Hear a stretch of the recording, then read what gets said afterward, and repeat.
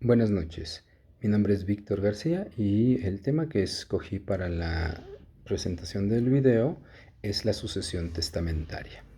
¿Qué es la sucesión testamentaria? La sucesión testamentaria es la transmisión del patrimonio de una persona fallecida cuando se la transmite a otra y en esa le transmite bienes, derechos y obligaciones, los cuales se componen de la herencia para la o las personas que le sobrevivan y sean sus herederos. Los herederos los vamos a llamar heredes y a la persona fallecida le vamos a llamar decuyos, que es la persona que hereda. Para comprender un poco cómo se daba esta situación, retomaremos un poco cómo estaba compuesta la familia romana. La familia romana teníamos la figura del pater familias. Él era quien ejercía la patria potestad sobre sus alieni iuris, de la domus, la cual se componía de los hijos, la esposa, los esclavos, los hijos adoptados, las esposas de sus hijos, en matrimonios con mano, nietos, etc. Tenemos dos tipos de sucesiones, que es la universal y la particular. Y de ahí se desprenden las sucesiones intervivos y mortis causa.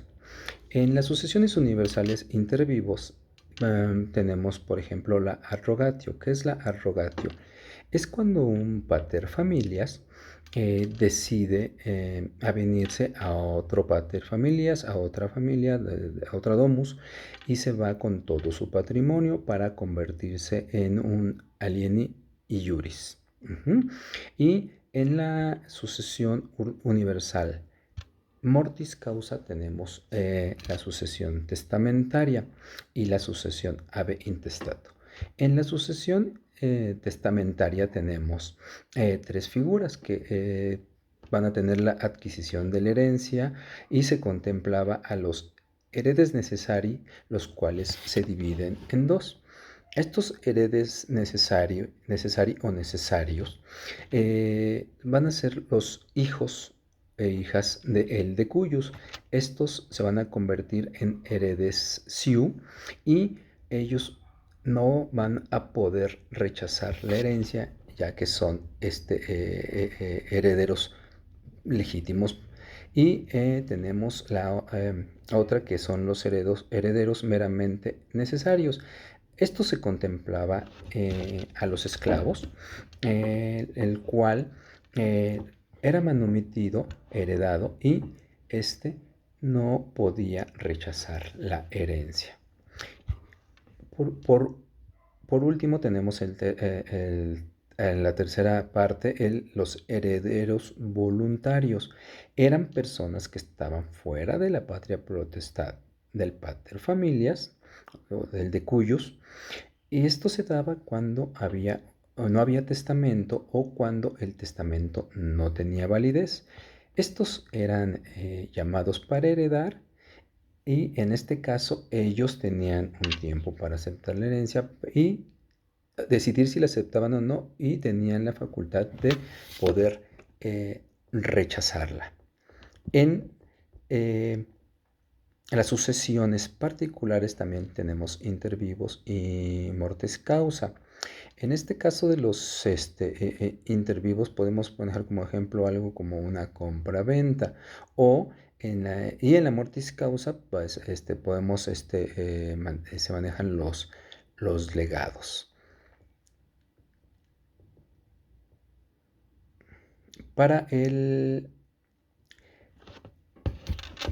ab intestato, en el jus civile se manejaba por medio de las 12 tablas. El jus civile manejaba tres tipos de testamento, que eran el collatis communitis, el improcintu y el testamento mancipatio. El collatis communitis se daba 2 veces al año y se daba en los comicios curiados. El improcintu se daba particularmente para los soldados que fueran a la guerra, que fueran a combate. Y El emancipatorio lo efectuaba quien sentía estar en grave peligro de muerte. De las 12 tablas se desprenden los heredes sui y los extrañieres. En los extrañieres manejamos dos, que son los agnados y los gentiles. Y se desprende, por otro lado, del derecho pretorio, la bonorum possessio. La bonorum possessio manejaba cuatro tipos de vertientes en el testamento, que era el undeliberi, el unlegitimi, el undecognati y el undervit exum.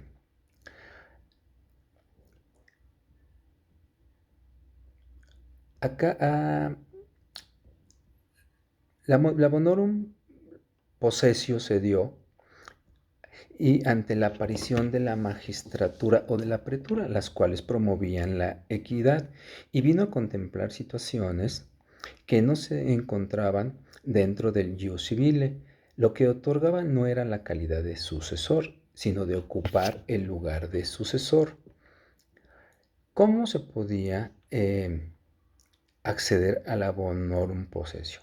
El pretor le daba la posesión de la masa hereditaria al heredero, no le daba la propiedad a la persona que hereda, no como ocurría en el ius civile.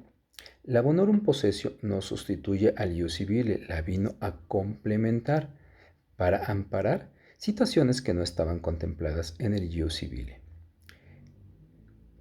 ¿Cómo le hacían los herederos o las personas para hacer la solicitud? La persona se presentaba y le solicitaba la sucesión al pretor.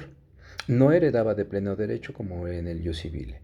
Para comprender a la bonorum possessio se necesita siempre hacer una comparación en todo momento con el ius civile, ya que las dos coexistían y la bonorum possessio complementaba a la sucesión del ius civile. La bonorum possessio o la solicitud de la bonorum possessio tenía un plazo para pedir la sucesión.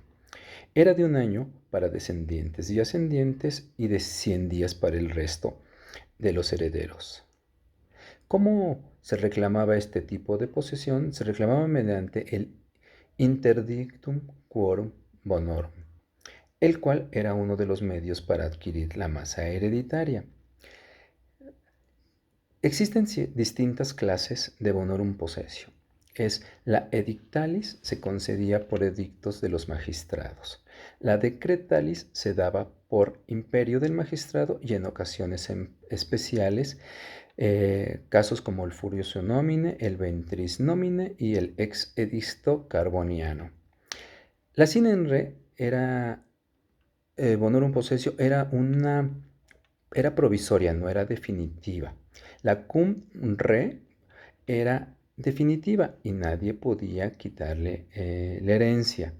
La secundum tabulas testamentaria se le otorgaba a quien exhibiera el testamento sellado con signos o sello de 7 testigos que estuvieran en la institución de heredero, en un principio siendo sine in re. Las sine tabulas ab intestatu, la bonorum possessio intestada era cuando no había testamento y se le correspondía heredar y tenían que recurrir al pretor. ¿Quiénes podían hacerlo? Hijos del cónyuge, parientes por vía consanguínea de la mujer y que, como lo mencionamos anteriormente, tenían un plazo de 100 días. El ab intestato undelibere, undegitime, undecognate y undevic exur son, en su definición, es el undelibere contemplaba a los hijos que salieran de la patria potestad, emancipados, dados en adopción y después emancipados. El unlegitime, llamados del ius civili heresiu y próximos agnados. El undecognati, parientes provenientes de la línea femenina, los que sean de consanguíneos más próximos hasta 6º grado, hijos o primos entre sí, e incluso hijos de primos y hasta el hijo de este hasta séptimo grado. El underbit exur se daba para el cónyuge supertite. Tenemos también la contratábulas. Se daba reconociendo los edictos de que alguien debería, aún reconociendo los edictos de que alguien debería heredar. No se le reconocían como herederos, por tal motivo se daba esta sucesión de manera forzosa. El interdictum quorum bonorum era para reclamar la posesión efectiva de la herencia concedida por el magistrado. Era oponible no solo a quien era poseedor, sino también a quien se oponía a la restitución. Además, se le concedió al legatario. Por mi parte, es todo. Espero mi presentación haya sido clara y les deseo, profesora Acuña, que tenga usted muy buen día. Gracias, hasta luego.